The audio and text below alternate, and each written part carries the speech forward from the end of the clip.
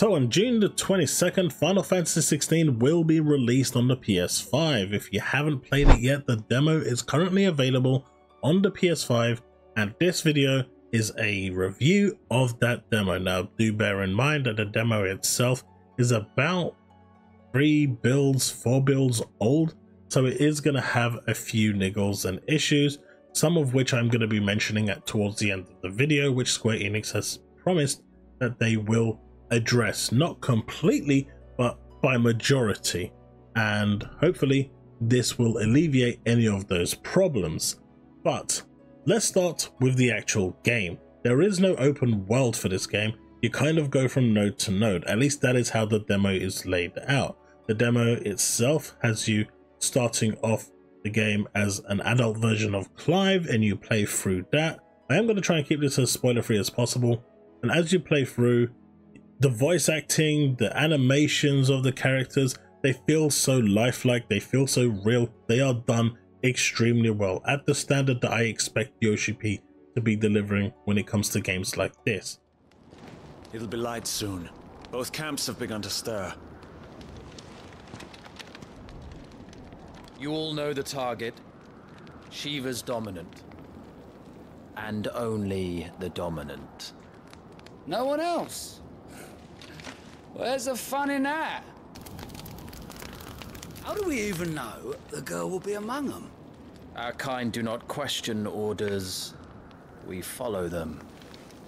Try to keep that in mind. When you see Titan and Shiva fighting for the first time, it's epic. Like, there's nothing else that you can say that actually can portray that level of excitement. When you see that scene, it's just mind-blowing. Titan. So the Darmaks finally grew tired of being slaughtered.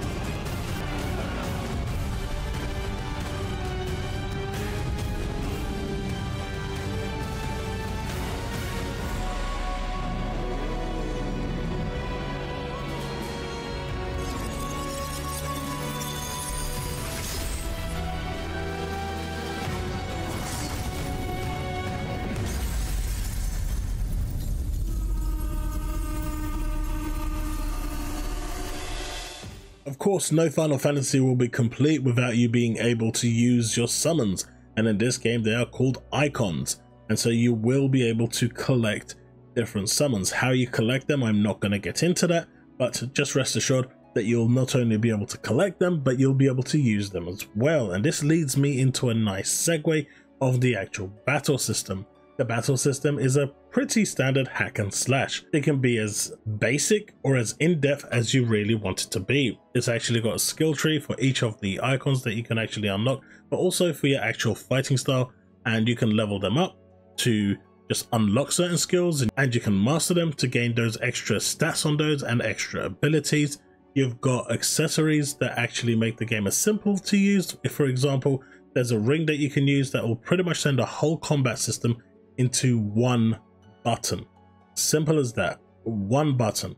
There's another accessory that gives you perfect dodge all the time. It makes the game super easy for those of you that don't have fast reflexes or aren't that really into the new combat system, because Final Fantasy historically has been a turn-based system. Since Final Fantasy 15, they've tried to change it into a more freestyle, even though it still kept that kind of active time battle going. Even Final Fantasy 7 Remake, though it was freestyle, it still had that kind of active time battle going in the background, which meant it wasn't completely freestyle.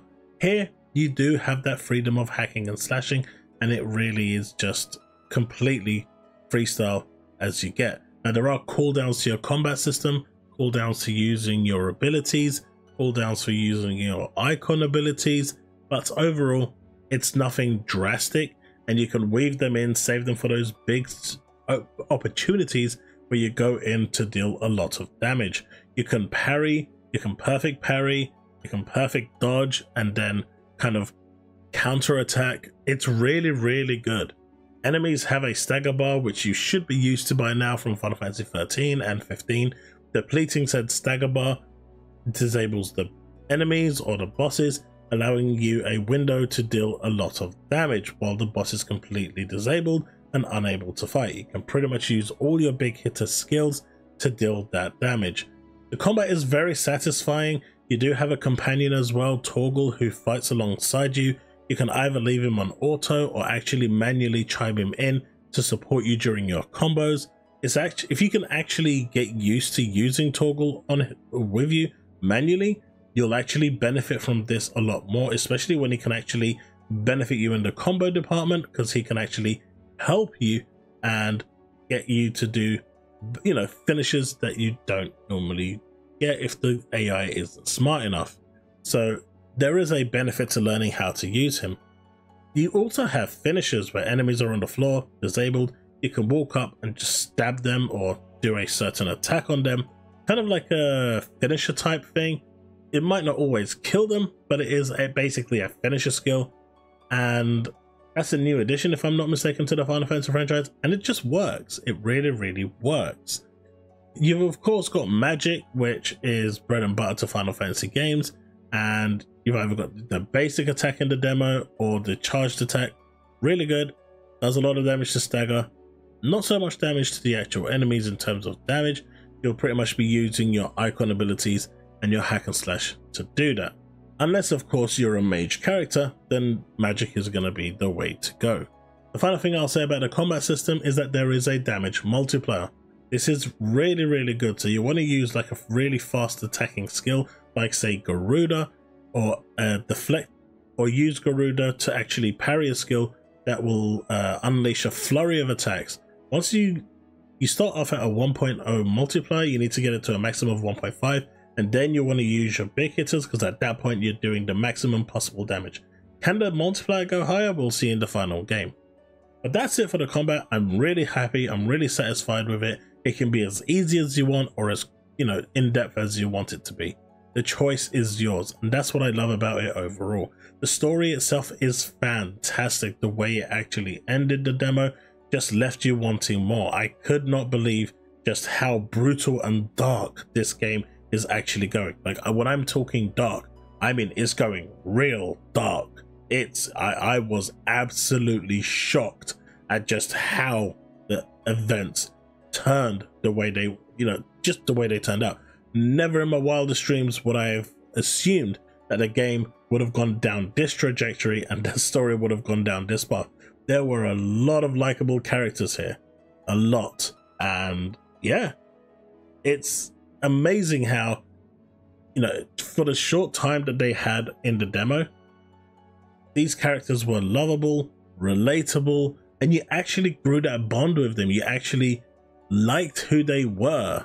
A lot of effort has gone into the voice acting for the game, and it actually shows. And Clive's voice actor, Ben, puts on an exceptional performance. You know, for me, he was the highlight, and he really pushed the boundaries. And that cry at the end, just wow. That's all I've got to say. If you haven't played the demo, you really should play the demo. The demo is fantastic. I was, as a Final Fantasy fan, on edge about this game. I kind of liked it, but I kind of knew I was going to buy it anyway because it's a Final Fantasy game, but my interest on it was around 70-75%. That obviously changed once I played the demo. There's not much I can say that's bad about the demo outside of one thing, and you must have heard it all over Twitter or all over social media.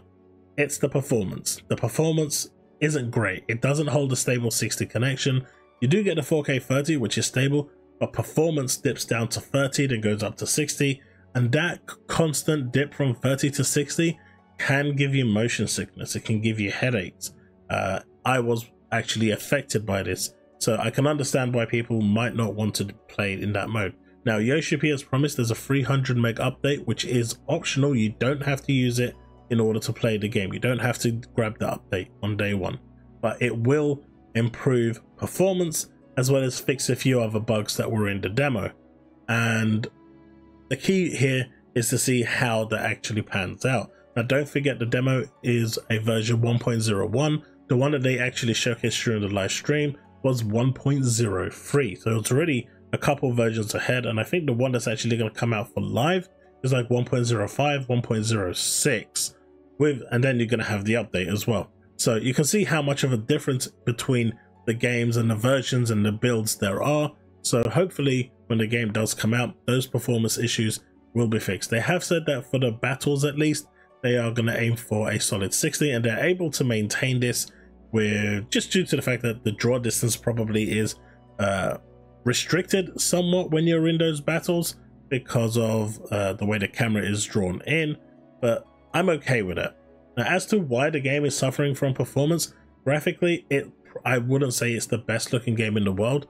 That is because it was originally developed for the PS4 and then kind of ported over to the PS5 as the game decided to make a generational leap to the next generation. That aside, you can see the kind of legacy effects, and that's an unfortunate side effect of when you start developing on a lower platform and take it to the next level. But I'm happy that they did take it to the next level because it allows them to just push the game more, push the game harder, and push it with just more capabilities. And you can see that the game is benefiting from the PS5, just not through the performance in terms of frame rate. But again, hopefully that will actually be something that is fixed when the game actually comes out with the day one patch, as they were promising. It's a 300 meg update, so it's not too big. You can clearly see that it's just optimization in there more than anything else. So do I recommend this game? Just from the demo, I 100% recommend it. If you are a Final Fantasy fan, if you are a JRPG fan, I highly recommend this game. If you are on the fence regarding the combat system changing from the traditional turn-based, well, I totally get that, but there are so many accessibility options in the game to simplify the combat that I genuinely don't feel like it's a problem. The story alone, from what I've played, is enough to give me goosebumps, and in my honest opinion, when it comes to JRPGs, the story is paramount, everything else comes second. But in this game, it's the complete package. If you can get behind the hack and slash gameplay, the music is great, you've got iconic battles like the Morbol, you've got icons which are summons being brought back, you've got the Mother Crystal, of course, that's always going to be a thing, you've got summon battles, you've got your standard freestyle battles, you've got a fantastic story, you've got great voice acting, great animation in terms of just lip syncing and character movement and just fluidity of everything. To me, this actually, there's very few games that I would recommend for a Game of the Year contender, and for me, this is definitely one of them. So I personally highly recommend you check this game out, check the demo out at the very least, because if you're not blown away by the demo, I don't know what will. Thanks so much for watching, and I'll see you in the next one.